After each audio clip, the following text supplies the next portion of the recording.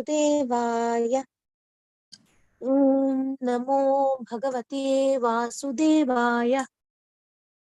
Om Namo Bhagavate Vasudevaya. Om Ajnanatimirandasya Jnananjanashalakaya Chakshurunmilitam Jena Tasmai Shri Gurave Namaha. Namam Vishnupadaya Krishna Prishtaya Bhutale Srimate Bhaktivedanta Swami Nitinamine Namaste Saraswati Deve Gauravani Pracharine Nirvishesha Shunyavadi Paschatya Deshatarine Jai Shri Krishna Chaitanya Prabhu Nityananda Shri Advaita Gadadhara Shri Vasadi Gaura Bhakta Vrinda Hare Krishna Krishna Krishna Hare Hare Hare Rama Rama Rama Hare Hare. So let us take this medicine of Srimad Bhagavatam, which helps us to distinguish reality from illusion and to take shelter of this sacred science of Srimad Bhagavatam, which is the only shelter in this material world, because it's Krishna who has arisen like the sun in this darkness of Kali Yuga. We're studying Kapila Dev now, so let's continue. Would you like to start reading, Rajeshwari Mataji, from this page? Kapila said, the example of fire can also help explain this. Fire is the same, whether it manifests in a log or a small twig. However, when exhibited in a log, it seems like a big fire, and when in a twig, it seems small. Actually, fire is the same everywhere, but it appears bigger or smaller depending on the fuel. Similarly, all souls are qualitatively equal. However, depending on the material body, they exhibit greater or lesser influence. Achieving self-realization, the yogi overcomes the deluding influence of the material energy, which is both the cause of the cosmos as well as the form and phenomena it presents. This is only possible by Krishna's grace. Nothing that the sun was high in the sky, Kapila rose to leave. He He reassured his mother that he would return later in the day after his noontime prayer were complete. After a light lunch, Devuti sat with her girlfriends on the veranda to discuss the morning conversations. Okay, let's pause there. Yeah.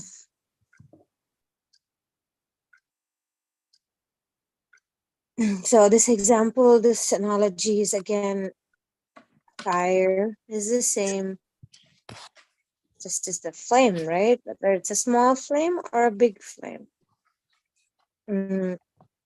So we are all the same, just depends on our empowerment, depends on our readiness, the willingness to let Krishna's will. And that's why great acharyas, regardless of their material situation or material qualification or age, they were able to achieve amazing feats because of that ability to let Krishna's will flow through them. So as myself, Sri Radha Govinda Dasi, I can only do very small things. I can only do little things. But as an instrument of the Lord, Krishna can achieve many amazing, unlimited things through me, because Krishna's energy is unlimited. My energy is limited. So if I try to do something on my own, it's very limited. But if we allow Krishna's grace to flow through us, then we can achieve unlimited. So that's the point. And then as I thought, Devahuti, the feminine way is like she's taking time to digest philosophy, to discuss the philosophy. So again, it's like a contrast, right? If we imagine Parikshit Maharaj and Shukadeva Goswami, yeah, if we look at Devahuti and Kapila, it's a completely different dynamics. And it's nice. It's nice.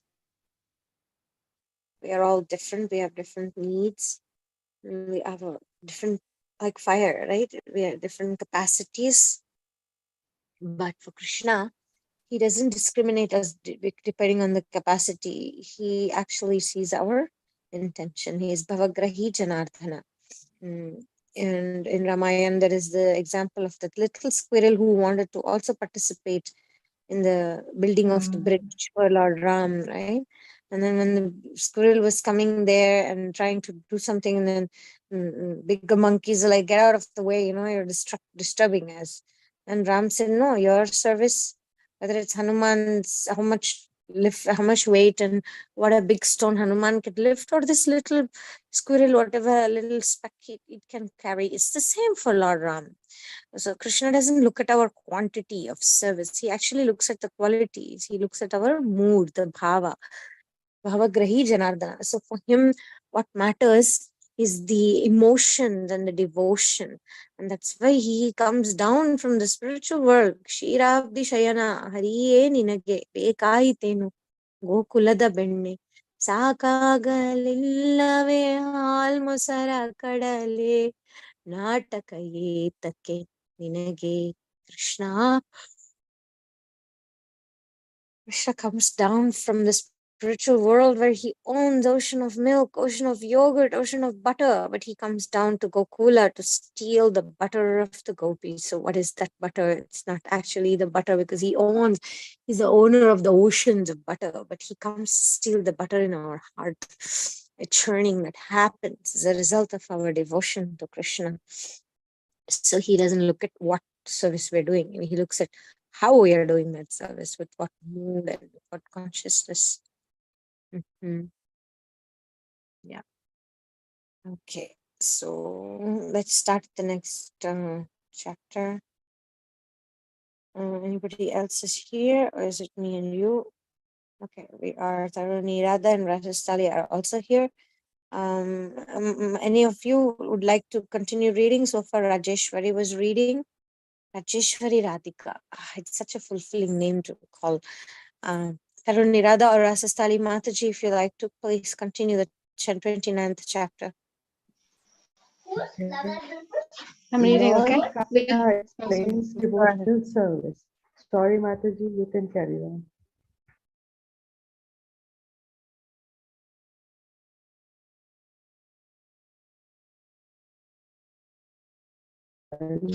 Mataji, you do it. Mataji, you do it. Okay. After you finish, I'll do, okay? Okay. I was saying to my son, explains sorry. the process. Okay. Kapila explains the process of bhakti yoga and how it can be mixed with the modes of nature. He then speaks about time. Kapila returned a couple of hours later and again sat on the veranda with his mother. Devahuti said, "My dear Lord, during the last 2 days, you have explained the nature of material existence and the characteristics of spirit according to Sankhya Suti. Kindly now directly explain Bhakti Yoga, which is the goal of knowledge." Devahuti paused.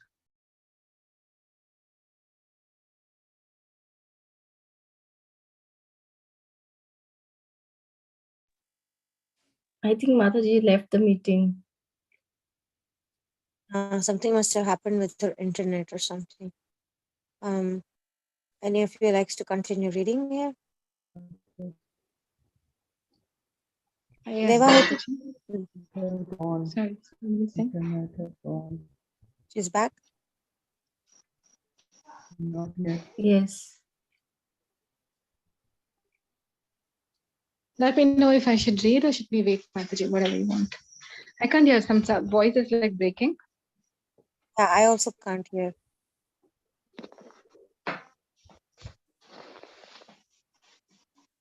Taruni, can you start reading, please, Taruni Radha? Yes, Mataji. Chapter 29, Gara.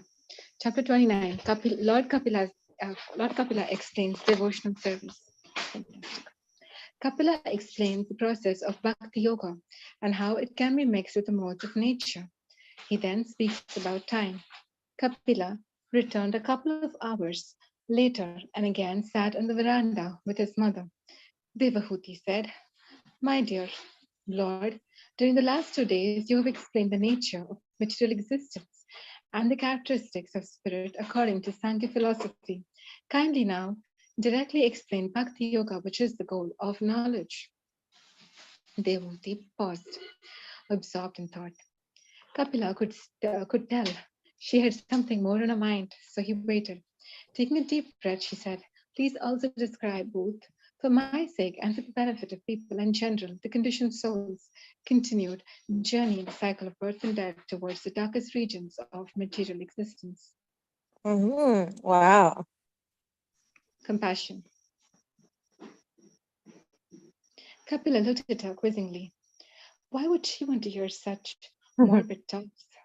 She said, "Myself and others like me are so attached to material enjoyment that we need to hear about the painful consequences of sense gratification."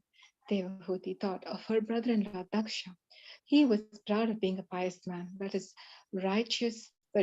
religious rituals were insufficient to protect him from the influence of all destructive time. She wanted Kapila to dispel the delusion of such foolish people. "I would also like to hear about eternal time, which is your expansion."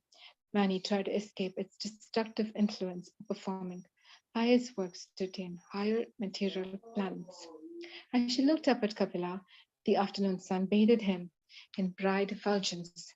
Awed by this vision, she said, "My dear Lord, you are just like the sun, for you can illuminate the ignorance of the conditioned souls. Deprived of transcendental knowledge, they sleep eternally in the darkness of material existence. Without your intervention, they continually exhibit, Engage. engage materialistic actions for which they must suffer. Thus, they are fatigued and confused.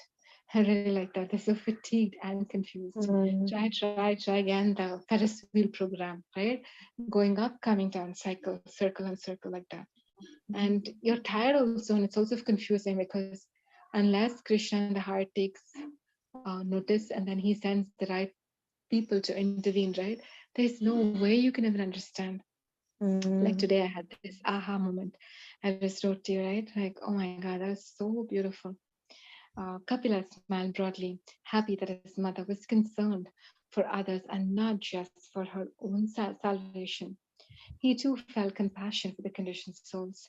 He said, "Noble lady, according to the aims of the performer and of the different modes of nature, there are various kinds of devotional service. When bhakti is performed in ignorance, one worships me in order to harm those towards whom he is envious or angry, or he may worship me proudly, considering himself the greatest devotee and desiring to such such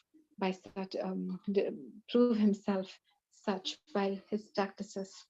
A real devotee simply desires to please me." It's so beautiful. One who performs bhakti with any other intention is known as a separatist, or in other words, his interests are separate from mine.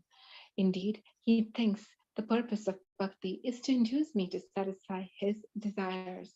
Basically, using the Lord like a vending machine types, right? When bhakti is performed in passion, one worships me in order to achieve wealth, fame, or other facilities for material enjoyment. Even those executing bhakti in goodness are separatists, although they practice bhakti. Okay, let's pause there. So, yeah, anything can be performed in the gunas, right? The sattvagun, rajagun, and tamagun, even devotional service, even chanting, even serving the devotees, everything can be performed in sattva, rajas, and tamas. And so here, okay, in ignorance, when we were, like, for example, let's take a devotional service, let's say worshipping the deities or making garlands. So when we try to do, oh my God. Yeah, so recently I was looking at somebody who is good at making garlands, and they make nice girl, and then regularly and more consistent and more whatever enthusiastic. Of course, the person is much much much younger than me, and then there was a sense of wanting to get validation, and then I remember I was like, I am supposed to do like few times a week, and I was wanting to do more times, but there was some amount of envy there, or I don't know if it's envy. It's not that I don't want the person to have what they have, but it's more like jealousy. I also want to have what they have, like that. And then I think there was a little bit of that, trying to prove myself, like that. And I wanted the parent of that person, whoever makes, they finally sent me a message saying, oh, I heard you're also doing this thing and it looks very beautiful. And I said, I'm very proud of you and my daughter. And then I was like, okay, finally I achieved it. So I guess it was like a mixture of tamas guna and rajas guna service, where the intention was to not only to please Srimati Radharani, it was some intention of trying to be accepted in the society, or trying to prove to myself, to other people, that I belong, and I also do service that are whatever the others are doing, like that. So sometimes we may be doing the right thing, and fortunately Krishna is going to accept the service, rather, and he's accepting the service. But still, what helps me or hinders my growth is my consciousness, the consciousness with which I do. Fortunately, Krishna's mercy, I immediately realized it when I got that message, and I said, oh no, I think this is not the right intention. Where did this intention start? And then yeah, but there is some tamas guna even when we're doing devotional service. um all we can do is just approach the Lord and humbly express to him honestly, right? That's a part of journaling as well. Whenever I'm going through this, I journal and I write to Krishna and say, Krishna, this is my selfishness here.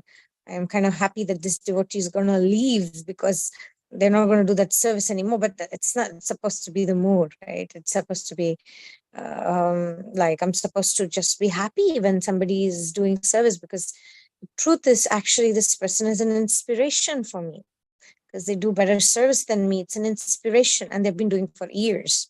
Since the person was a kid, she's been doing it. I'm only starting now. So naturally, there is more expertise there. There's more mood there. Everything is there. So it should be a source of inspiration for me, not a source of competition. Mm. And so I can approach the Lord and express that, please, let me take inspiration from this person. Let me be I mean, some transcendental competition is not bad, but it should be free from envy and anger and all that. It should be more like, oh, it's so nice, this person does it, I also want to do, because I also want to get mercy of the Lord. That's a good attitude. But it shouldn't be just to compete or I mean, I wasn't competing externally, because the person themselves don't know what I'm doing, but it was more like a attempt to prove to myself that I'm also doing something like that. Small things, but to be aware is helpful. Then in the mode of rajas, we want something, right? Like Tarani Radha was saying, it's like wanting some, like God is like a vending machine, right? I want to prove myself. I want wealth and fame. I think it's the same vending machine. Both ignorance and passion are both like that. In the mode of ignorance, it's more like it's meant for my emotional thing, and for in passion, it's more like, oh, I want wealth, I want fame, I want material enjoyment. So, but even goodness, it says here, right? Even goodness are also separatists, right? Okay. Okay, you want to continue reading? All day they practiced bhakti. Mataji, one more thing is there. Sometimes it happens like those who used to do one seva, they were so attached to those sevas, so they can't see other persons. Maybe it's their duty as they are senior devotees, or they are older people in the mission, so they should pass on these sevas. but they are so attached to those sevas, they don't want anybody to do instead of themselves. So these are the fears they are having, that if they will do, then I may lose uh, this job. So maybe this is the this can be one thing. I guess that is also service in a mode of ignorance sometimes, because how can I think this is my service, right? Mm, it's it needs some growth, development. I cannot become attached to a service and think that, oh, this is I have monopoly over this service. Nobody else should do. It's very neophyte understanding. It's like lower levels of performing service, right? Higher levels means without even doing anything, you get the benefit of everything by just being happy for those who are doing it. And facilitating someone, I mean, like a small example, I experienced that joy and that fulfillment was when I was organizing for others to give class. When I give class is one thing, okay, but then when I encourage and support and create platform for other Vaishnavis to give class, um I'm not getting the appreciations, right? The speaker is getting and whatever, but it's the fulfillment is greater than when I get appreciation for my own classes, because it's a greater level of facilitating the service. My service was to speak 3 days in a week, and then I said, well, why don't I allow others to also get trained? So there is then similarly, whatever service we have, if we can facilitate others, right? Somebody like I experienced that some of you give better classes than me. Better consciousness, better mood and everything, better research. That gave me so much joy, inspiration. So I benefited in an internal way. I benefited immensely, much more than when I give class. So the price of achieving higher emotions requires an action of a little bit of a sacrifice, to let go of center stage or whatever, to be in the limelight. If I'm talking all the time, I'm in the limelight. Like right now, I'm in the limelight. But also to let others speak, it requires a little bit of sacrifice, but then I get much more benefit. And then I also become an instrument in the Lord's hands. So like that, any service we can think like that. But usually devotees are afraid to give up and let others come in, because they have bad experience, and sometimes people take over and put the other person down, so they are a little bit protective and possessive about their services, rightly so, because like I said, sometimes it's political, and sometimes people are bullies, they want to take away your service. So people are trying to be careful, but for us, we can journal and look at our situation and see, where am I being possessive, where do I need to grow, where do I need to develop myself as a devotee. mm, like that. My husband helps me a lot, because he naturally has that ability to empower people, encourage people. He doesn't feel threatened if somebody else becomes better than him. He actually says, do you want to be among do you want to be a giant among dwarfs, or do you want to be among giants? So if you want to be amongst giants, then you need to accept that there will be somebody better than you, better singer than you, better class giver than you, better in knowledge, better in anything. So if you just want to be the giant among the dwarfs, then you keep doing, you are the center, and you keep creating followers, but you may not facilitate a bigger purpose, like that. And I've seen it's not easy. It comes with lot of advancement to let go and to be open for Krishna's plan.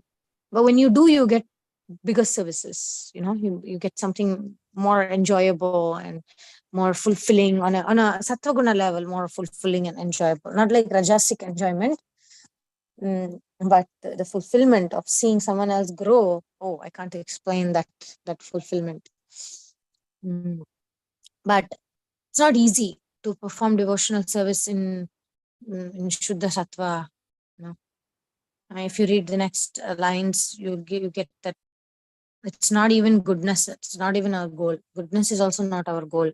Because in goodness, I may say, oh, very nice. I have this service and I'll do it. And it's like a little bit stuck energy. It's not, there should be laulyam. There should be greed, but it should be spiritual greed. It should not be greed because my neighbor is doing, I want to do better than them. Not that. That is very passion, right? But then, oh, so nice. I want to do more service, and I want to I want to get more opportunities. And to think about it, we think in greed. This is Goswami say that Laulyam, we need greed in order to advance in spiritual life, but not greed by suppressing someone, or not greed by being envious of someone, not greed by pulling down somebody else and trying to be on top. Not that kind of greed. Transcendental greed. I want to do more service because I want to because I love Krishna. I want to express my love for Krishna. That kind of greed, not the greed based on external competition. It's very subtle difference, you see. Somebody might be doing devotional service with spiritual transcendental greed, and they may look like, oh, they are in the mode of passion, they're doing so many things. But it might be, we don't know their heart. Their intention might be, it depends on the personality type, right? That's why I'm keeping saying these days that Enneagram helps, because then you can see yourself and see which level you are on, and if you're in a healthy state or not, like that. Mm, yeah. Rajeshwari, if you join our other evening sanghas, no, we have been discussing a little bit about personality types and how that helps us to understand if we are in sattva or shuddha sattva, if our intentions are aligned, or if we are, little stuck. All those things can be figured out by understanding our nature, like that. So you're welcome to join and be happy to help. Taruni, Dada, if you can just complete this sentence and maybe, yeah, that paragraph. Although they practice bhakti.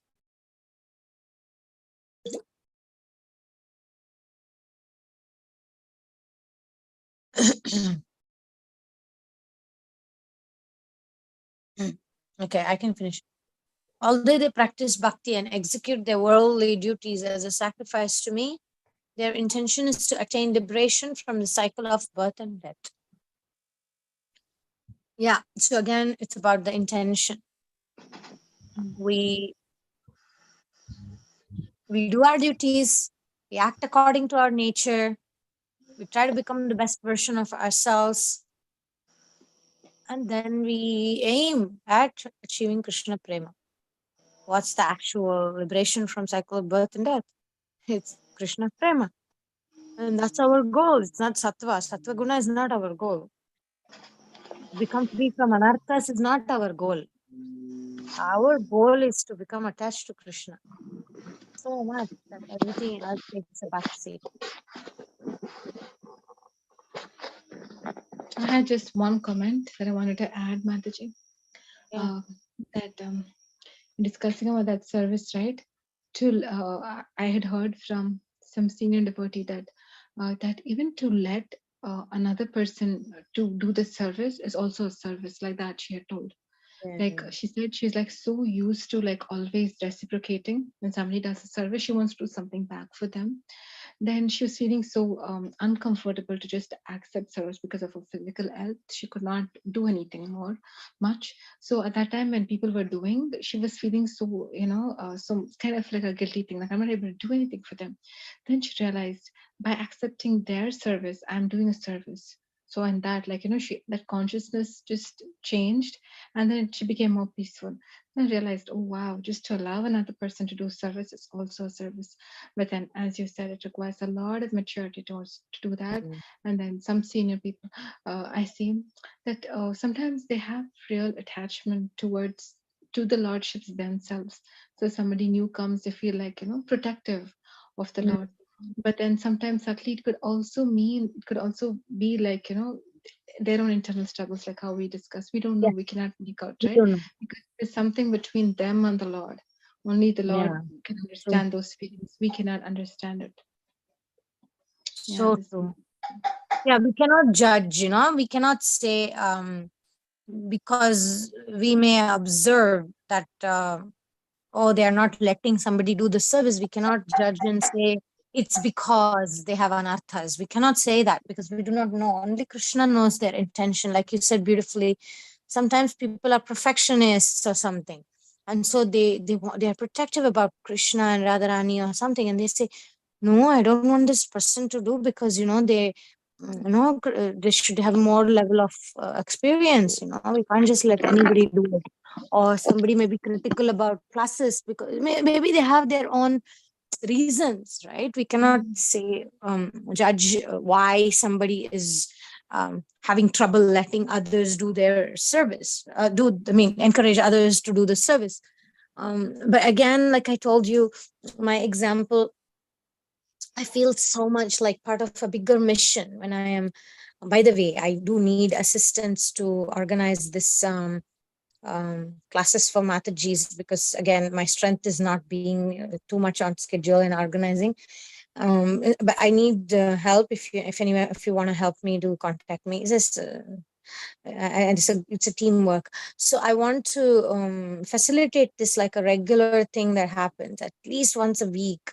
We have a Vaishnavi giving class, and you prepare and you absorb yourself, and it's a whole new, it's a kind of, I feel like a revolutionary training more Vaishnavis to give class and preparing and doing, and we'll become like an army of Sena, Gopi Sena, Vaishnavis Sena.